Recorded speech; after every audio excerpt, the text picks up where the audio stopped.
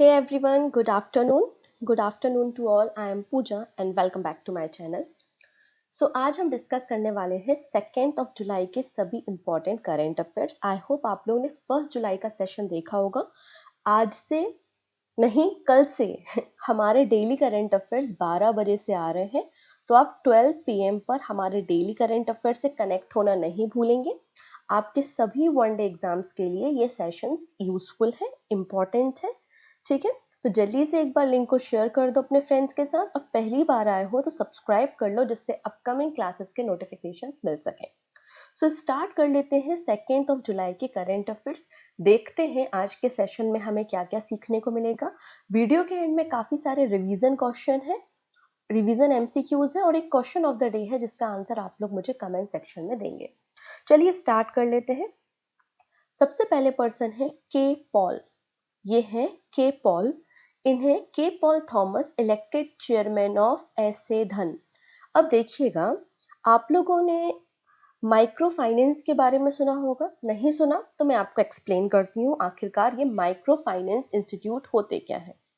तो micro finance institute एक प्रकार की फाइनेंशियल कंपनी ही होती है जो हमें स्मॉल लोन्स प्रोवाइड करती हैं और अदर फाइनेंशियल सर्विसेज भी देती हैं ऐसी जगहों पे जहां पर बैंकिंग फैसिलिटी प्रॉपर नहीं है।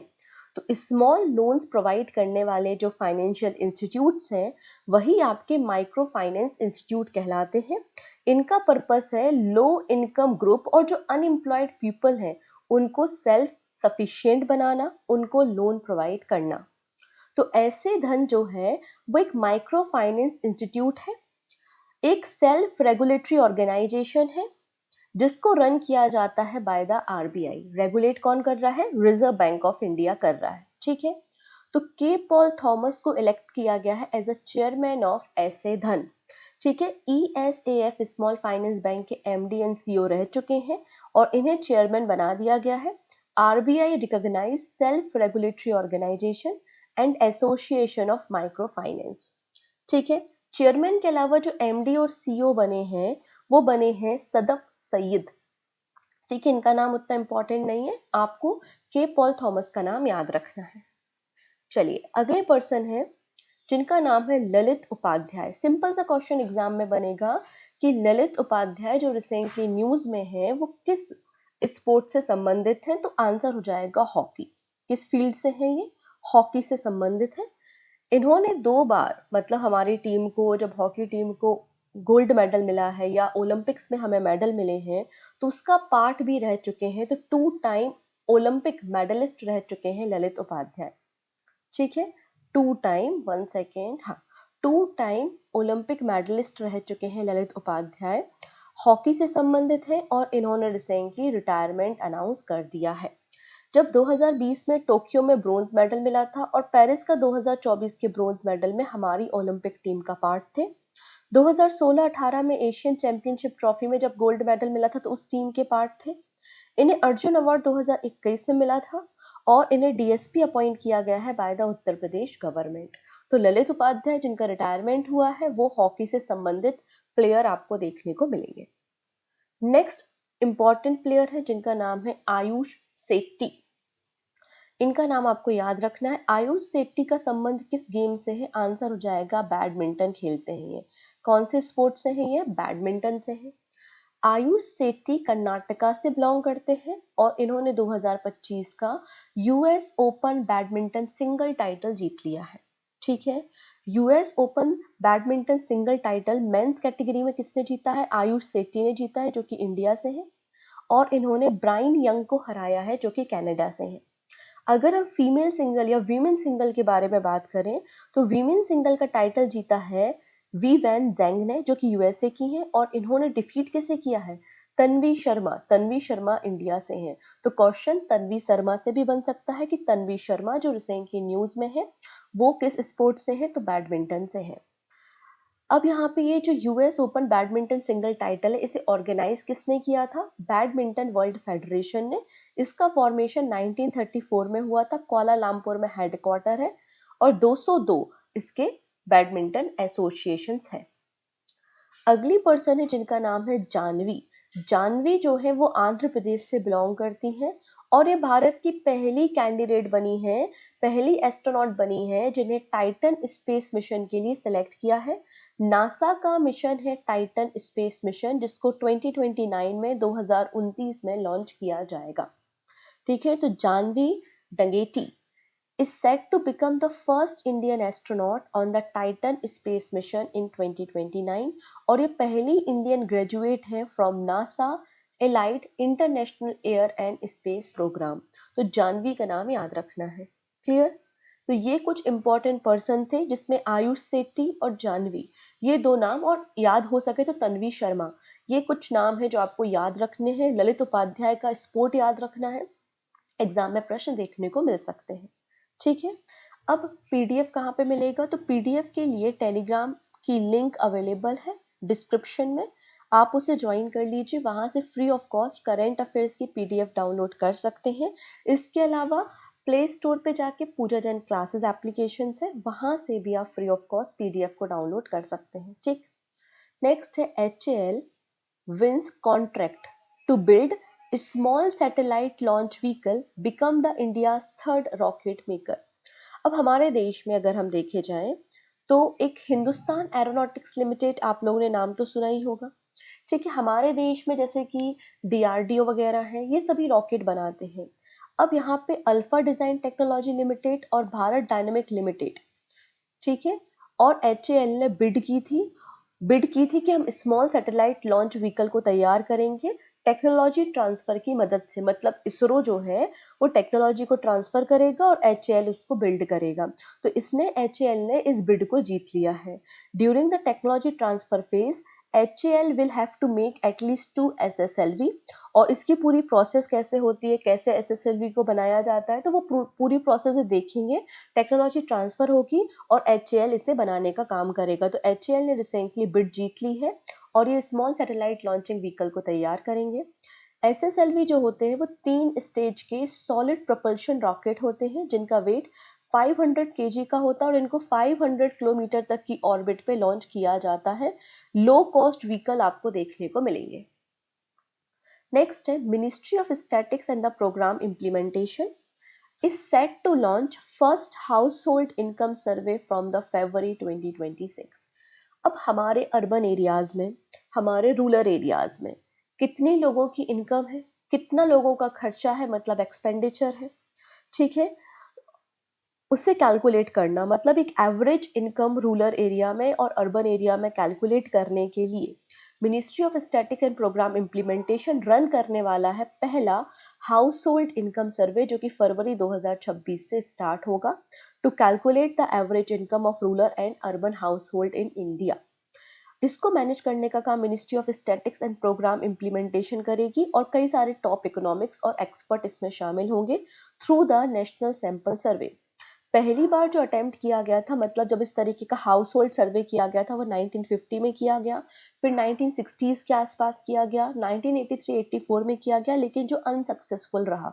इसलिए ये पहला यहाँ पर लिखा है कि हम इसको हो सकता है सक्सेसफुली कंडक्ट कर पाए। ठीक है, अब इस पूरे प्रोसेस के लिए 8 मेंबर की कमेटी बनाई जाएगी, एक्सपर्ट का ग्रुप बनाया जाएगा जिसमें कई सारे इकोनॉमिस्ट रहेंगे और इसको चेयर करेंगे economist doctor Surjit S Bhalla. ठीक है, नेक्स्ट है Google opens Asia Pacific first safety centre in Hyderabad. अब हमारे देश में ही नहीं, पूरे वर्ल्ड में आप देख रहे हैं AI fraud, banks fraud, cyber crime increase होते जा रहे हैं। तो लोगों की सेफ्टी के लिए एशिया पैसिफिक सेफ्टी सेंटर तैयार हो रहा है हैदराबाद में। इसको तैयार कर रहा है गूगल, क्योंकि ये गूगल का ही है। तो Google open Google safety engineering centre India में, हैदराबाद में। ये पहली ऐसी फैसिलिटी है जो एशिया पैसिफिक रीजन में तैयार हो रही है और वर्ल्ड की ये 4th नंबर की फैसिलिटी आपको देखने को मिलेगी। मतलब चौथे नंबर का गूगल का इस तरीके का सेटअप आपको देखने को मिलेगा। इसको तेलंगाना के चीफ मिनिस्टर रेवांत रेड्डी ने इनॉग्रेट किया है। इसके बेसिकली 3 पिलर्स होंगे। पहला क्या है? Keeping end user safe from online fraud and scam. Second है strengthening cyber security for government and enterprises infrastructure and building AI responsibly. ठीक है, नेक्स्ट है the South India Bank has installed e-kiosk and e-Kanika facility at Uttara Guru Vayurappan Temple. अब यहाँ पे आप लोग जब कभी मंदिर जाते हैं तो आपने देखा होगा, अगर डिवोटीज जो डोनेट करना चाहते हैं तो डिवोटीज को डोनेट करने के लिए यूपीआई, आपको क्यूआर कोड वगैरह देखने को मिलता है। अगर आप पूजा वगैरह कराना चाहते हैं तो आजकल सब कुछ ऑनलाइन फैसिलिटी अवेलेबल है, इसलिए ई कियोस्क अलाउ किया गया है कि डिवोटीज यूपीआई जो क्यूआर कोड है उसको स्कैन करेंगे और अपनी पूजा को बुक कराएंगे। अगर बात करें ई कनिका फैसिलिटी, तो इसके ज़रिए क्या कर सकते हैं, डोनेशन कर सकते हैं।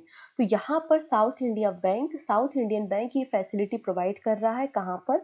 उत्तरा गुरु वयूरप्पन टेम्पल, नई दिल्ली में। क्लियर है?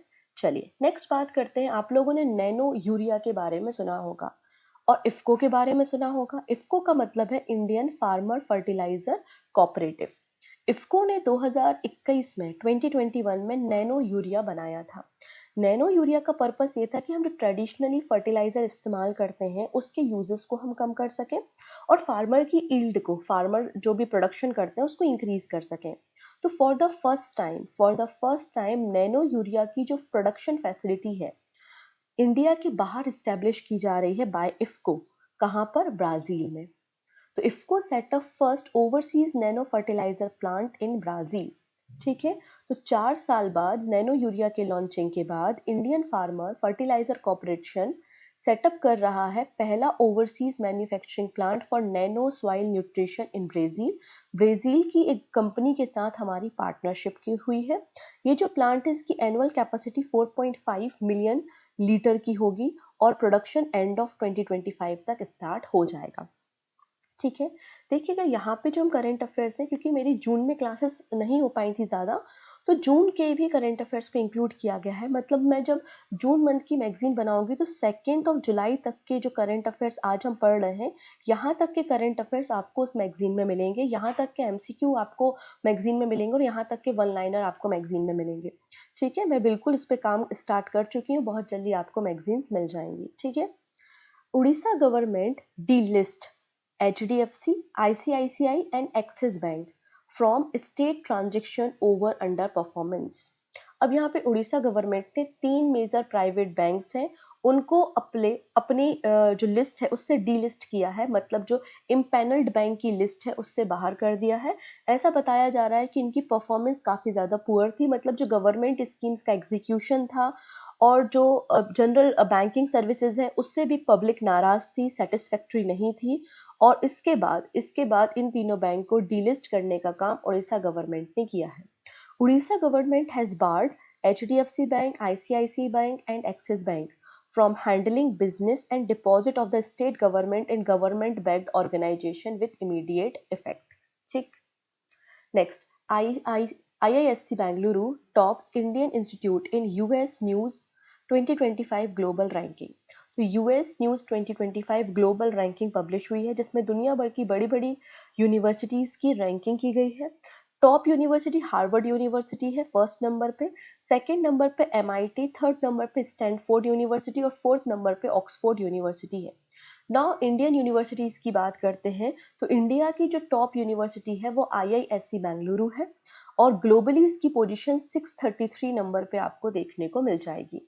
IISc बेंगलुरु के बाद IIT बॉम्बे, दिल्ली, मद्रास आपको देखने को मिलेगा। नेक्स्ट है इंडियाज MDL के बारे में सुना होगा आप लोगों ने, Mazagaon dock ship builder to acquire 51% stack in श्रीलंकास Colombo dockyard. 51% stack मतलब एक तरीके से आप पूरी पावर एक्वायर कर रहे हो, मैनेजमेंट के अधिकार, डिसीजन मेकिंग के अधिकार आपके पास है क्योंकि मैक्सिमम शेयर होल्डिंग आपके पास है 51%। तो MDL जो है वो 51% स्टैक्स को एक्वायर कर रहा है श्रीलंका के कोलंबो डॉकयार्ड का और ये डील $53 मिलियन की बताई जा रही है। तो Mazagon dock shipbuilder, a major Indian defence shipyard, announce that it intend to acquire a majority stake in Colombo shipyard Sri Lanka. ठीक है, और इसके लिए जो डील है 52.96 मिलियन या फिर $53 मिलियन की है। ठीक है, कोलंबो शिपयार्ड जो है वो लार्जेस्ट शिप बिल्डिंग और रिपेयर फैसिलिटी है श्रीलंका में, लेकिन लगातार ये लॉसेस में चल रही है, फाइनेंशियल लॉसेस चल रहे हैं, जिसके बाद MDL ने डिसाइड किया है कि श्रीलंका के कोलंबो डॉकयार्ड को ये एक्वायर करेगा। ठीक है, अगर ये ट्रांजेक्शन कंप्लीट हो जाता है तो ये पहला इंटरनेशनल एक्वाजिशन होगा इंडियन शिपयार्ड के द्वारा। ठीक है, चलिए अब कुछ शॉर्ट न्यूज है। पहली है, hockey players to get 25,000 rupees per month pocket allowance. अब यहाँ पे जो मिशन ओलंपिक सेल चलता है उसके अंदर हमारे देश के जो नॉमिनेटेड हॉकी प्लेयर होते हैं, जो अपकमिंग स्पोर्ट्स में, इंटरनेशनल इवेंट्स में इंडिया को रिप्रेजेंट करने वाले हैं, तो ऐसे हर साल 80 हॉकी प्लेयर होते हैं, 40 मेल होते हैं, 40 फीमेल होते हैं। इनको 25,000 rupees per month pocket allowance दिया जाएगा इनके खर्चे के लिए, इनकी गुड क्वालिटी ऑफ फूड के लिए, न्यूट्रिशन के लिए। ऐसा यहाँ पे रिक्वेस्ट की गई है by the national federation. The allowance would cost the government 20 lakh rupees per month, जिससे 20 लाख रुपए हर महीने का एक्स्ट्रा खर्चा गवर्नमेंट का देखने को मिलेगा। नेक्स्ट है यू मुंबा। ये मुंबई बेस्ड एक फ्रेंचाइजी है यू मुंबा। इसने अपना पहला अल्टीमेट टेबल टेनिस टाइटल जीत लिया है और इसने जयपुर पैट्रियट्स को हराने का काम किया है। तो अगर आपसे पूछा जाए अल्टीमेट टेबल टेनिस का टाइटल किसने जीता है, तो मुंबई बेस्ड फ्रेंचाइजी यू मुंबा ने जीता है। ना बात करेंगे Jio BlackRock. Jio BlackRock broking gets SEBI approval to launch brokerage operation. अब यहाँ पे जो जियो ब्लैक रॉक है, ये एक जॉइंट वेंचर है। इसमें 50:50 का शेयरिंग आपको देखने को मिलेगा। किस किस का? जियो फाइनेंशियल सर्विस लिमिटेड और global asset management giant black rock. तो ब्लैक रॉक और जियो का मर्जर है, एक जॉइंट वेंचर है जिसका नाम है जियो ब्लैक रॉक। इसको SEBI security and exchange board of India ने अप्रूवल दे दिया है कि एज अ ब्रोकरेज फर्म ये काम कर सकता है। ये अलग अलग जो कंपनीज है उनको अफोर्डेबल प्राइस पे ट्रांसपेरेंट मैनर में टेक्नोलॉजी प्रोवाइड करेगा। नेक्स्ट है, यूनाइटेड नेशन जनरल असेंबली ने 2026 को डिक्लेयर किया है international year of the women farmer. अब आप लोग देखते हैं खेती किसानी में, जिसके भी घर में खेती किसानी होती है उसमें देखा होगा कि महिलाओं का भी कितना ज़्यादा कंट्रीब्यूशन होता है। करेक्ट है, भले ही महिलाओं के नाम पे ज़मीन नहीं होती है, पुरुषों के नाम पे ज़मीन होती है, लेकिन उस ज़मीन में कल्टीवेशन करने का काम महिलाएं भी करती हैं। तो यहाँ पर जेंडर पैरिटी प्रमोट करने के लिए एग्रीकल्चर सेक्टर में यूनाइटेड नेशन जनरल असेंबली ने 2026 को international year of women farmer declare किया है। हमारी महिलाओं का 50% कॉन्ट्रीब्यूशन देखने को मिलेगा फूड सप्लाई में। 60 से 80% जो फूड प्रोड्यूस किया जाता है डेवलपिंग कंट्रीज में, वो महिलाओं के द्वारा ही किया जाता है। ठीक है, और वो भी बढ़ चढ़ के हमारे देश की इकोनॉमी में पार्टिसिपेट करती है। अब 2025 को यूनाइटेड नेशन जनरल असेंबली ने डिक्लेयर किया था international year of peace and trust, international year of cooperatives, international year of glacier preservation and international year of quantum science and technology. ये 2025 के हैं और 2026 में डिक्लेयर हुआ है international year of women farmer. यहाँ से एग्जाम में क्वेश्चन बन सकता है, इसको थोड़ा सा याद रखना है। ठीक है, नेक्स्ट है, Adani group has commission India's first of grid 5 megawatt green hydrogen pilot plant in Kutch Gujarat. तो अडानी ग्रुप 5 मेगावाट का हाइड्रोजन प्लांट, एक तरीके से हम हाइड्रोजन एनर्जी, ग्रीन एनर्जी पे काम कर रहे हैं।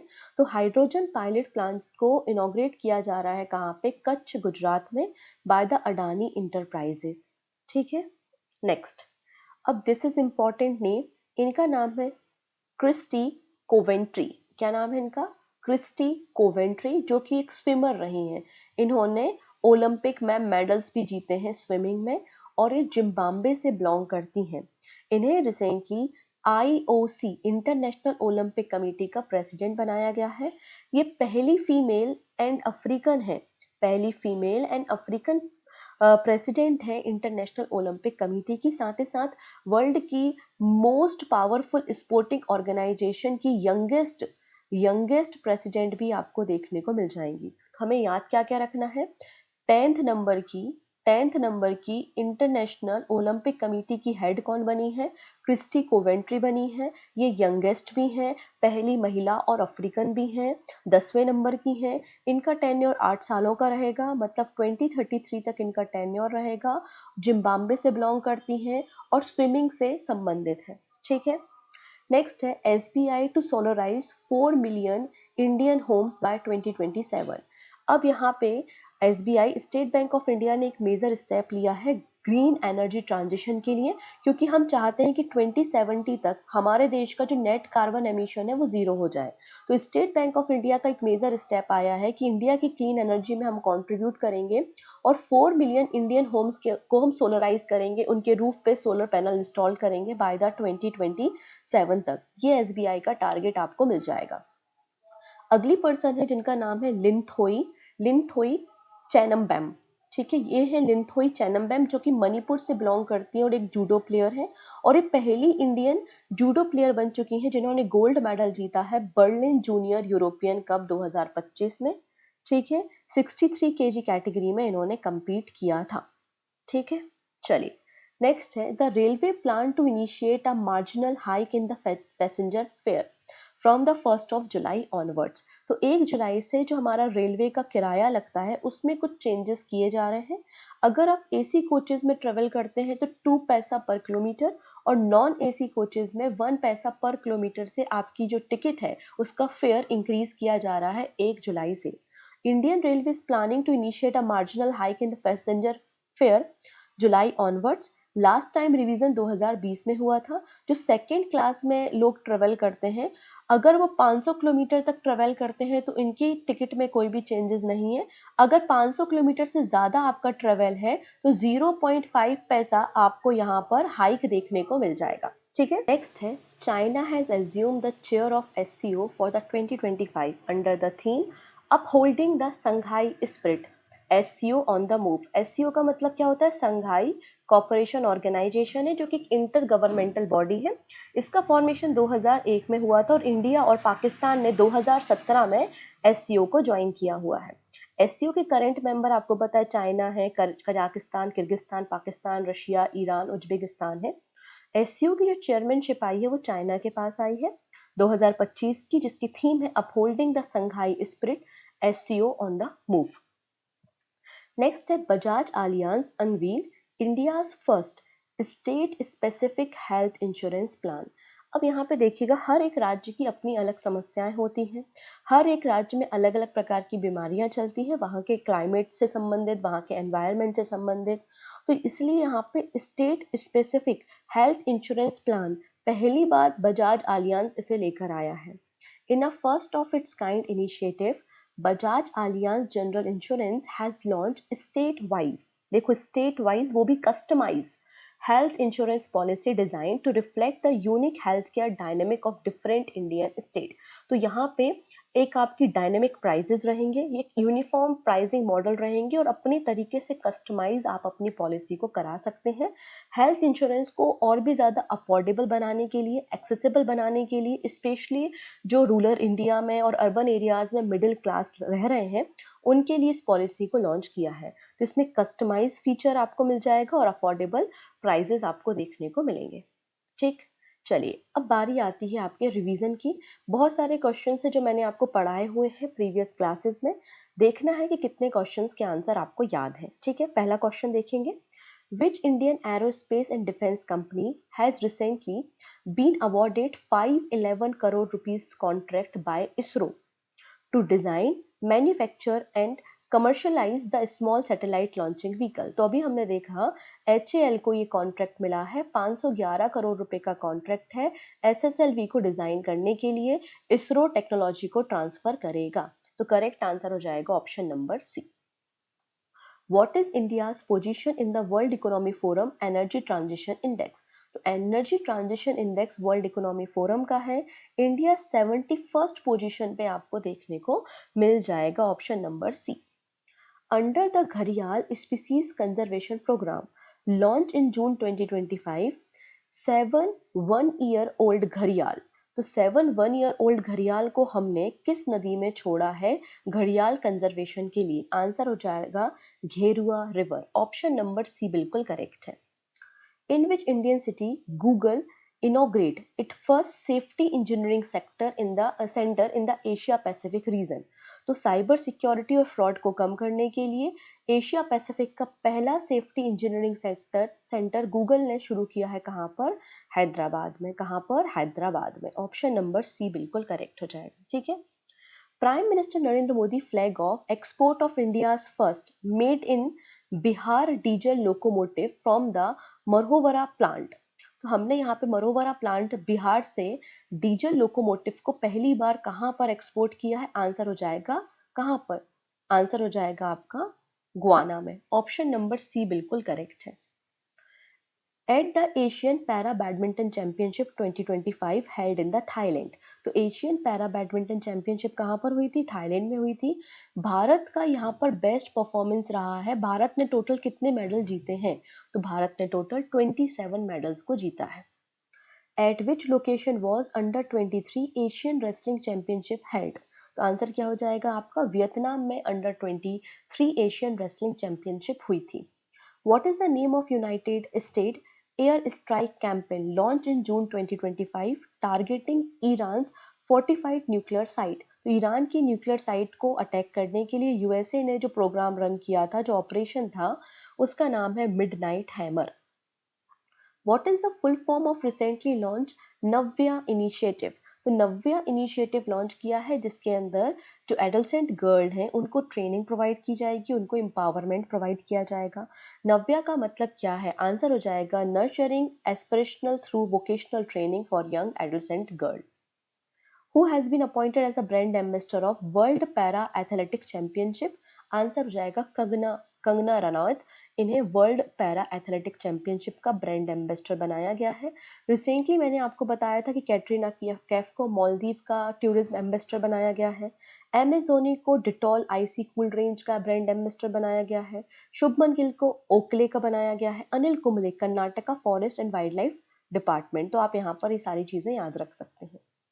नेक्स्ट है East Coast railway has launch a dedicated mobile app called ECOR Yatra, जो कि रियल टाइम, रिलायबल और यूजर फ्रेंडली रेलवे सर्विस के बारे में इंफॉर्मेशन देगी। किसको? पिलग्रिम को, जो हमारे यात्री, धर्म यात्री होते हैं, उनके लिए इस एप्लीकेशन की शुरुआत की गई है। कहाँ पर?